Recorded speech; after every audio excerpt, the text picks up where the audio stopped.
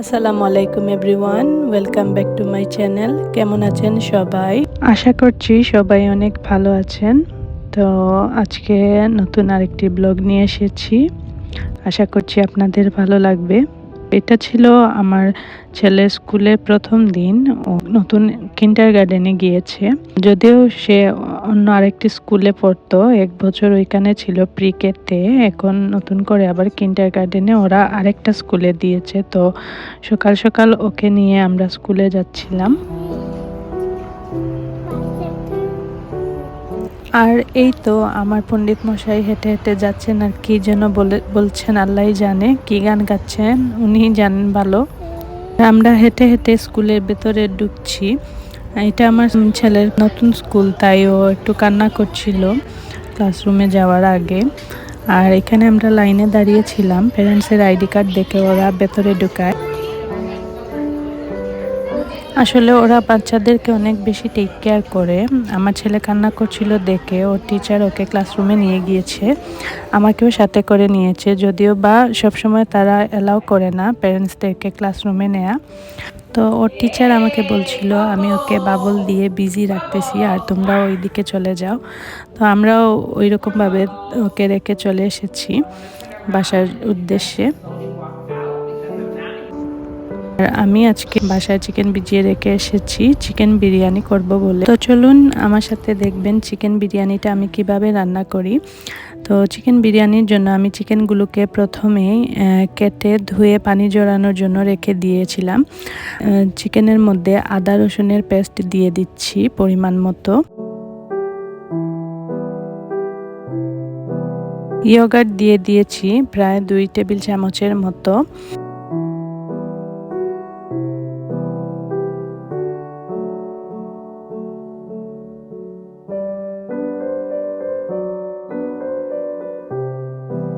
মরিচের গুঁড়া, জিরার গুঁড়া আর কারি পাউডার দিয়ে দিয়েছি। হালকা একটু চিনি দিয়েছি, যেহেতু আমি ইয়োগার্ট ইউজ করেছি তাই চিনিটা দিয়েছি। আমের আচারও দিয়েছি এর মধ্যে অল্প করে। পরে ম্যারিনেট করে আমি রেখে দিয়েছি প্রায় 30 মিনিটের জন্য। হলুদের গুঁড়াটা খুবই অল্প করে দিয়েছি, যাতে হলুদ হলুদ হয়ে না যায়, কিন্তু সুন্দর একটা কালার আসে।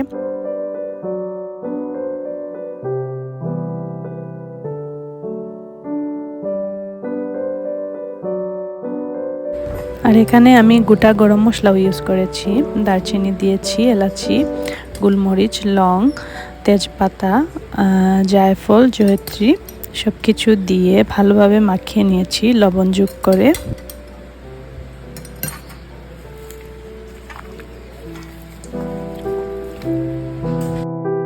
আর চালের জন্য আমি এখানে গরম মশলা ইউজ করেছি, সাথে 2 টেবিল চামচ ঘি দিয়ে দিয়েছি। আমি আজকে বাসমতি চাল দিয়ে বিরিয়ানিটা করব।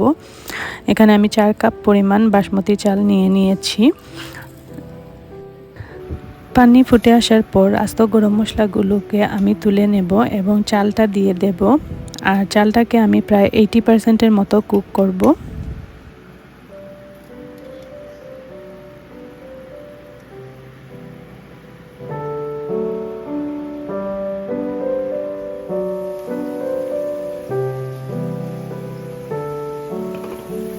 আর আমি এদিকে পেঁয়াজটাকে বেরেস্তা করার জন্য রেখে দিয়েছি। আর এই তো আমার বিরিয়ানির ভাতটা রেডি হয়ে গিয়েছে। দেখতে পাচ্ছেন আমি এটাকে পুরোপুরিভাবে কুক করিনি, শুধু 80%-এর মতোই কুক করেছি, আর বাকি 20% আমি চিকেনের সাথে করে নেব। আর এখানে ভেজে রাখা পেঁয়াজের মধ্যে আমি ম্যারিনেট করে রাখা চিকেনগুলোকে দিয়ে দিচ্ছি আর এটাকে রান্না করব।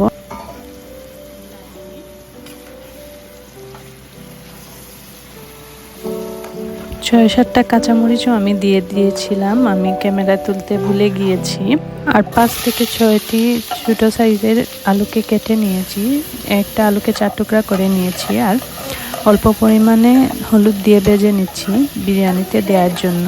এটা আলুগুলো দিলে অনেক সুন্দর লাগে বিরিয়ানির মধ্যে। আর এই দিকে আমি আমার চিকেনটাকে ভালোভাবে নেড়েচেড়ে দিচ্ছি ভালো করে রান্না হওয়ার জন্য। আমি আসলে এখানে কোনো প্যাকেটের মশলা ইউজ করিনি, প্যাকেটের যে বিরিয়ানির মশলাগুলো থাকে ওইগুলা ইউজ করিনি, সম্পূর্ণ ঘরে থাকা মশলা দিয়েই বিরিয়ানিটা করেছি। আর খেতে মাশাআল্লাহ অনেক মজা হয়েছিল এই চিকেন বিরিয়ানিটা। তো আমি এগুলোকে রান্না করার পর অর্ধেকটা তুলে নিব।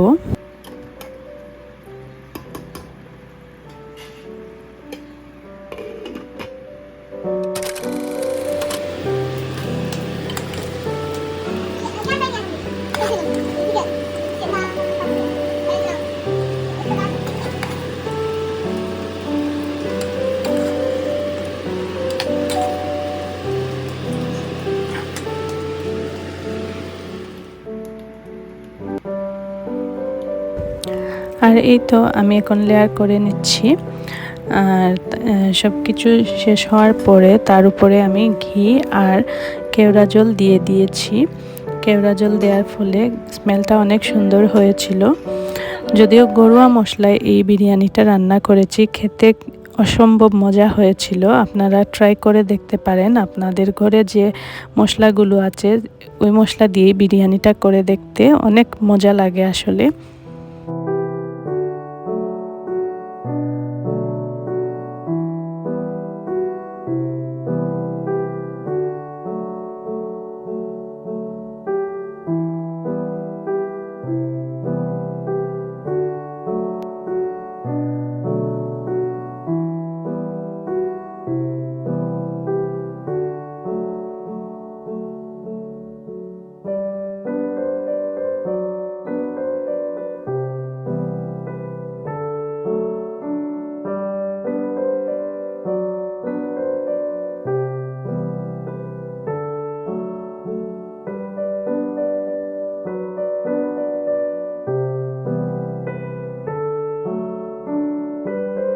প্রায় 15 থেকে 20 মিনিট দমে রাখার পর আমি চেক করে দেখছিলাম আমার বিরিয়ানিটা হয়েছে কিনা। তো এখনও আরেকটু বাকি রয়েছে, তাই আমি আবার ঢাকনা দিয়ে দিয়েছি প্রায় 5 থেকে 10 মিনিটের জন্য। 5 থেকে 10 মিনিট পর আমি যখন বিরিয়ানিটা সার্ভ করছিলাম অনেক সুন্দর স্মেল বের হয়েছিল মাশাআল্লাহ।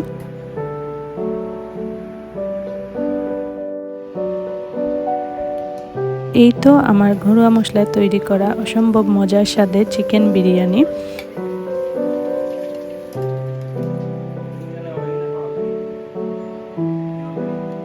আপনাদের কাছে কেমন লেগেছে আমাকে লাইক আর কমেন্ট করে জানাতে পারেন, আর আমার চ্যানেলকে সাবস্ক্রাইব করে দিতে পারেন। আমার আজকের ব্লগটা যদি আপনাদের ভালো লেগে থাকে তাহলে অবশ্যই শেয়ার করে দিতে পারেন। ভালো থাকবেন সবাই। আসসালামু আলাইকুম।